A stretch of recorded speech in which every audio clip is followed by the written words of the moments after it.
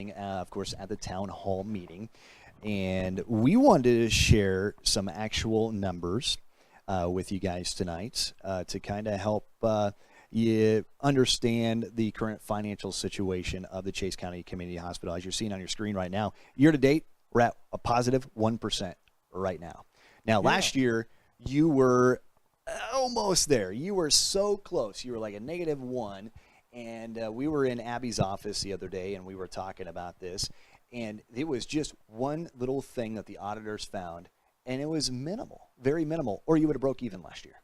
Yeah, we would have done maybe a little better than break even. We had an audit adjustment at the end, and of course we have this thing called the Medicare cost report, and it's a doozy. But at any rate, we started doing orthopedics here, and the implants from the orthopedics we were just categorizing under OR supplies, and we did not know that they had changed the cost report to where these implants had to be put in another category. Well, we have this thing called the cost to charge ratio, and the cost to charge ratio was different in the implantable supplies than it was in just the regular supplies, and it cost us $100,000. And that's all it was. That's all it was. $100,000 to break even. Yeah, it was just kind of a pencil and paper type thing. You betcha. And that happens a lot, you know, because there's so many things that are changing on the insurance side. Medicare, Medicaid changes, the private sector changes, and the way that you code those things. And sometimes if you miss that little change, you do lose that money. It's nothing intentional. It's just complicated. We, matter of fact, we send people to continuing education classes every year on coding and billing to make sure we get it right. So, okay, let's go and show you some of these slides. And I don't know which order they're in, so I do apologize in regards to that. But Steve can describe to us what we are seeing here right now. Okay, well, this slide is, this comes from our audit last year, 2018, and our fiscal year goes from July 1st through June 30th. So this is the average age of plant, and you can see in 2018 it jumped up quite a bit. And why was that? Well, we bought a computer system 5 years ago, and it's been depreciated out. And so that makes, and that's probably more of what our average age of plant should show. The 9 and the 8.6 and the 7.3, you know, those were with the new computer system, which was a big expense. But now we're up to 17.6. The benchmark on that's around 9 years. So you can see we're about not quite twice on our average age of plant than what we should be compared to the benchmarks in the state of Nebraska. And it looks like far left on that screen is the state of Nebraska, and then the red is kind of your peer, kind of what peer groups, Yeah, okay. And then, of course, the Chase County Community Hospital is clear to your right on that one. And it'll be like that on all of these. Let's go ahead and take a look at this next one. Well, this, you know, there's been lots of discussion about us not being able to break even. And so here it is. As a matter of fact, I think it said in the paper we lost on the average of $675,000 a year for the last 7 years. That was in one of the letters to the editor. And those numbers are skewed a little bit because in 2015 we lost a little over $1 million. Okay. And so, but since then, as you can see, the trend is going upward. We lost 11, almost 12% in 2015. In 2016, we cut that in over half to about 5%. Then it went down to 3.5. And last year it was 1.2%. Which is that $100,000 that we were talking about. Yes. So you can see our peer groups, 1.3%, and then the Nebraska is 1.5 to 3.7. So they say, well, you know, how come you can't make money here. You got to make money before we can do this. Well, just like our agricultural friends, hospital's a tough business. Oh, certainly. And so I pull up some stats here. Number one, from our charges, from our gross charges, we write off 28%. 28% is write down. So that means that Medicare and Medicaid don't pay our charges, neither does the insurances. And so it's a 20, so right off the bat, there's a 28% decrease in the revenue that we can use to pay bills Certainly. and stuff. Yep. And the other thing is that we have an increased Medicare utilization in town, and this doesn't even pay our costs. It used to pay 101% of our cost, and then we had this thing called sequestration, and so it's down to 99% of our costs. What is that sequence? I can't even say the word. It was a deal the government was going through a couple years ago, and they said they were going to drop rates on a whole bunch of stuff, not just hospitals. It was a deal between Obama and the Republicans, and Obama won. Okay. Yeah. So, but at any rate, so in the state of Nebraska, there's 72 rural health. There's 72 rural health hospitals, and of those 72 rural health hospitals, the average margin is 1.3%. So we're just on the negative side of that. So we're so close to being where they are. Yeah, so we're within a standard deviation for sure. Right. Yeah. 41% of those hospitals lose money. So now you go down to our friends in Kansas, you think we got it bad. Our friends in Kansas, their average margin is a negative 7.6. Wow. And 85% of rural hospitals in Kansas lose money. Over here to our friends in Colorado, their average loss for rural hospitals is a negative 0.05, and 54% of those folks lose money. And so it's just a tough market. And so to get a little more local, going to home, this is 2017 data. So some of the area hospitals, Perkins County is doing well compared to the averages. They have a positive 3.1% margin. Okay. Ryan, 20 years ago, I used to budget for 8 to 10% margins. Wow. Yeah, so that's how it's gotten. Dundee County Hospital, who is now starting a new project on an addition for physical therapy and stuff. In 2017, they lost 10.6%. Okay. Of course, in 2017, we lost 3.6%. And our friends over at Holyoke, they barely broke even. They had a positive margin of 0.3%. So it's pretty much a standard, or not just standard, but it's similar across the board here in western Nebraska. It is. And across the state. And across the state. And I guess the big thing to take out of that is it's a lot better than Kansas.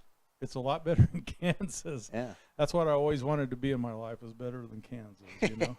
So at any rate, so it's a tough market. It's just like the corn market. It's a tough market. Yeah. And I understand that. I think corn yesterday was $3.42 a bushel was what it was selling for on some of the markets. And I understand those low markets.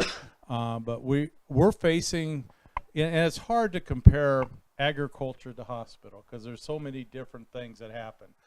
But I can tell you right now, we have just a tough time making a living and making a profit in hospitals that right now our farmers are having with their crops. Okay. So I understand what they're coming from.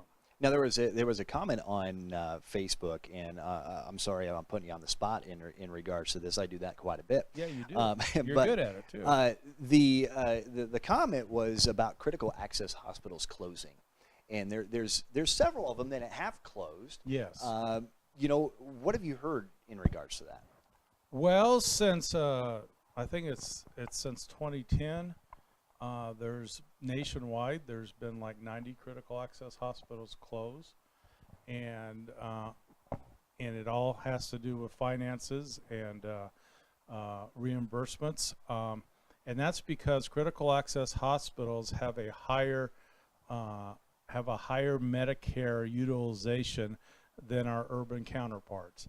And so the higher Medicare utilization, the harder it is to make money at this. So critical access hospitals for years have been, I mean, we've been living bare bones, and we're just trying to make it. So yeah, and with according to the um, according to the National Rural Health Association, there's another 46 hospitals in the nation that are on the verge of closing.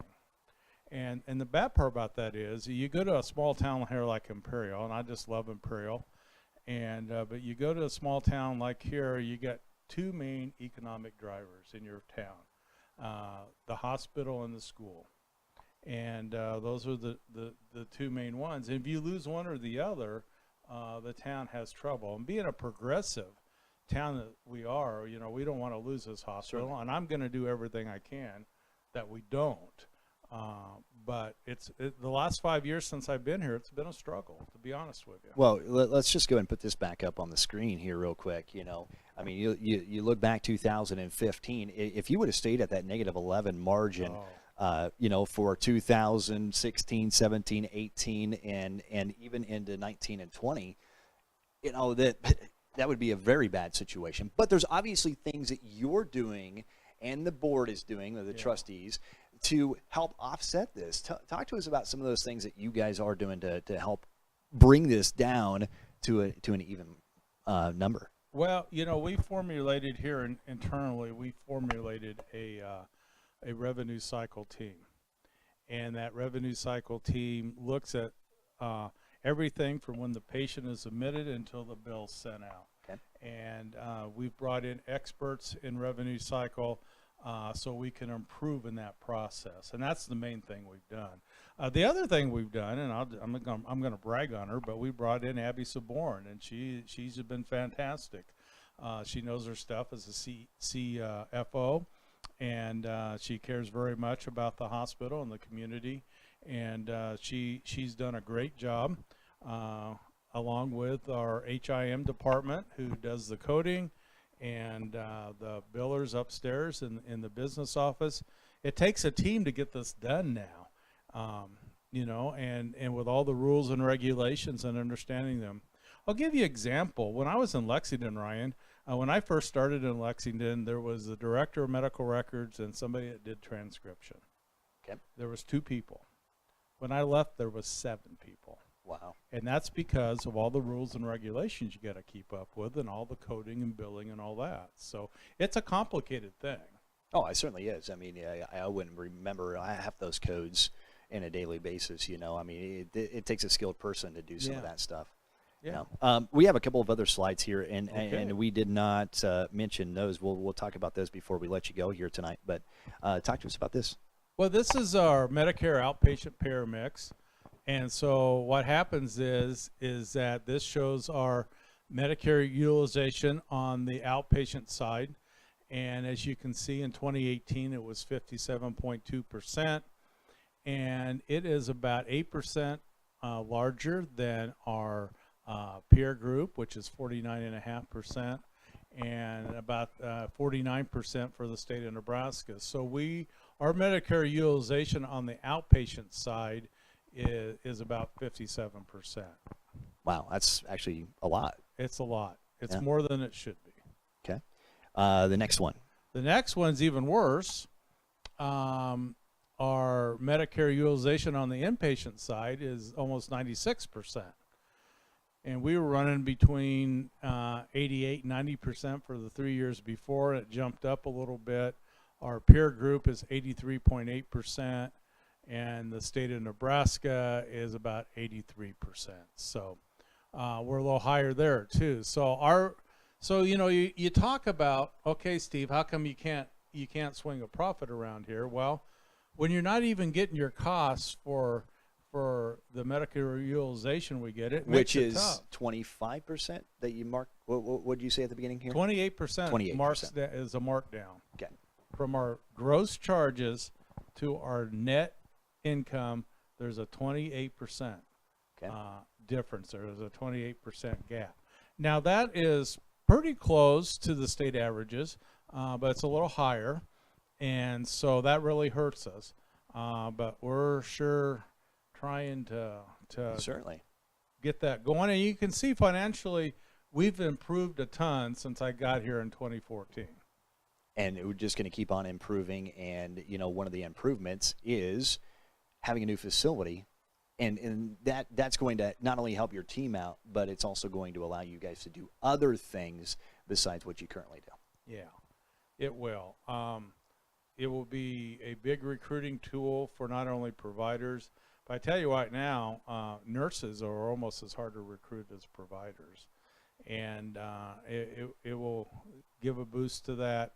It will make our operation so much more efficient. Certainly. And the big deal of it is it will make our operation a little bit better on the privacy end of things, because we'll have a back hallway to take people to surgery and to radiology, yep. and CT and stuff, where now they just go through a public hallway and Right.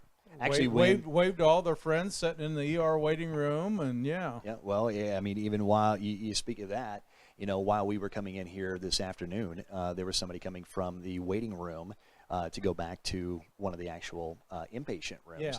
And I walked in down the hallway, and there's that person. Yeah. I mean, there is no privacy No, at this yeah, particular it's time.